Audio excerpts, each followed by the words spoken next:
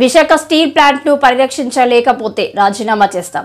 Palla Visakha steel ప్లాంట్ను పరిరక్షించకపోతే రాజీనామా చేస్తామని టీడీపీ రాష్ట్ర అధ్యక్షుడు గాజువాక ఎమ్మెల్యే పల్లా శ్రీనివాసరావు స్పష్టం చేశారు.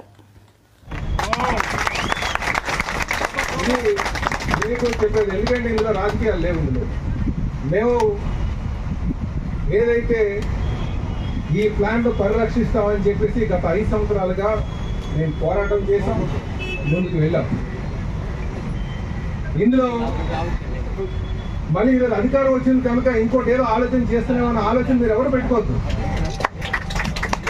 నా ముందున్నటువంటి లక్ష్యం మీరు చాలా క్లియర్గా చెప్తున్నా. నా ముందున్నటువంటి లక్ష్యాలు ఏంటంటే, ఒకటి ప్లాంట్ పరిరక్షించడమా లేదా రిజైన్ చేసి ఇక్కడ మీతో కూర్చోవడమా.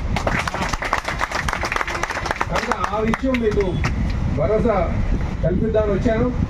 గతంలో కూడా నేను ముఖ్యమంత్రి గారితో కూడా చెప్పాను, మా జాతీయ ప్రధాన కార్యదర్శి గారికి కూడా చెప్పాను. నాకు ప్లాంట్ పరిరక్షించడమే ప్రధానమైనటువంటి ధ్యేయం. నాకు అంతకన్నా పెద్ద కోరిక ఇంకోటి లేదు. మీరేం చెప్పినా ఖచ్చితంగా చేస్తానని చెప్పడం జరిగింది.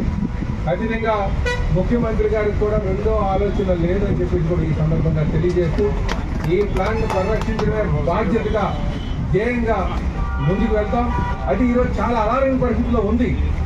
ఏ విధంగా ఇమీడియట్గా త్వరగతిన ఫండ్స్ తెచ్చుకోవాలని చెప్పేసి కనుక మేము ఖచ్చితంగా త్వరగానే కేంద్రం నుంచి నిధులు తీసుకొస్తామని చెప్పేసి ఈ సందర్భంగా మీకు తెలియజేస్తూ, నాకు ఈ అవకాశం ఇచ్చినందుకు అందరికీ కూడా పేరు పేరున నమస్కారం తెలియజేస్తూ సెలవుస్తున్నాను. నమస్కారం. అందరికీ నమస్కారం అండి. ఈరోజు విశాఖపట్నం స్టీల్ ప్లాంట్ పోరాట కమిటీ వారి దగ్గరికి మేము రావడం జరిగింది.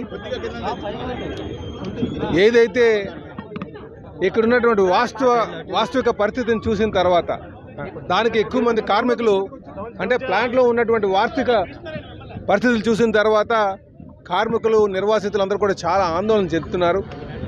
దీన్ని ఏదో విధంగా మనం రివైవ్ చేయాలి, పునరుద్ధరించాలి అనే డిమాండ్ ఎప్పటి నుంచో నడుస్తుంది. మొన్న స్టీల్ మంత్రి గారు వచ్చారు, వారు ఒక భరోసా కల్పించారు. అయితే ఆర్థిక పరమైనటువంటి సహాయం అందించాల్సినటువంటి అవసరం ఉంది. ఆ నమ్మకం ఖచ్చితంగా మనకు అందుతుందని మాకు నమ్మకం వచ్చిన తర్వాత వీళ్ళకి కార్మికులందరికీ కూడా భరోసా కల్పించడానికి ఇక్కడికి వచ్చామని చెప్పి తెలియజేస్తున్నాం. అలాగే ఒకవేళ ప్లాంట్కి ఏమైనా అవుతే ఏంటి పరిస్థితి అనే ప్రశ్న కూడా వచ్చింది చాలామంది దగ్గర నుంచి. మేము చెప్పాం, ప్లాంట్కి ఏమైనా మూతపడే పరిస్థితి వచ్చిందంటే ఖచ్చితంగా రిజైన్ చేసి మీతోనే మేము పోరాటం చేస్తామని చెప్పి, మీతోనే కూర్చొని ఈ పోరాటాన్ని ముందు నడిపిస్తామని కూడా చెప్పడం జరిగింది. కానీ మాకు మా ముఖ్యమంత్రి గారి మీద, మా కేంద్రంలో ఉన్నటువంటి మా ఎంపీ గారి మీద, వీళ్ళందరూ మీద మాకు నమ్మకం ఉంది. ఖచ్చితంగా స్టీల్ ప్లాంట్ని మళ్ళీ రివైవ్ చేసి పునరుద్ధరించి పూర్తి స్థాయి సామర్థ్యంతో నడిచే విధంగా మేము చేస్తామని చెప్పేసి కార్మికులు భరోసా కల్పించి మేము ఇక్కడి నుంచి సెలవు తీసుకుంటున్నాం. స్టీల్ మంత్రి గారు వచ్చారు, వారు ఒక భరోసా కల్పించారు. అయితే ఆర్థిక పరమైనటువంటి సహాయం అందించాల్సినటువంటి అవసరం ఉంది. ఆ నమ్మకం ఖచ్చితంగా మనకు అందుతుందని మాకు నమ్మకం వచ్చిన తర్వాత వీళ్ళకి కార్మికులందరికీ కూడా భరోసా కల్పించడానికి ఇక్కడికి వచ్చామని చెప్పి తెలియజేస్తున్నాం. అలాగే ఒకవేళ ప్లాంట్కి ఏమైనా అవుతే ఏంటి పరిస్థితి అనే ప్రశ్న కూడా వచ్చింది చాలామంది దగ్గర నుంచి. మేము చెప్పాం, ప్లాంట్కి ఏమైనా మూతపడే పరిస్థితి వచ్చిందంటే ఖచ్చితంగా రిజైన్ చేసి మీతోనే మేము పోరాటం చేస్తామని చెప్పి, మీతోనే కూర్చొని ఈ పోరాటాన్ని ముందు నడిపిస్తామని కూడా చెప్పడం జరిగింది. కానీ మాకు మా ముఖ్యమంత్రి గారి మీద, మా కేంద్రంలో ఉన్నటువంటి మా ఎంపీ గారి మీద, వీళ్ళందరూ మీద మాకు నమ్మకం ఉంది.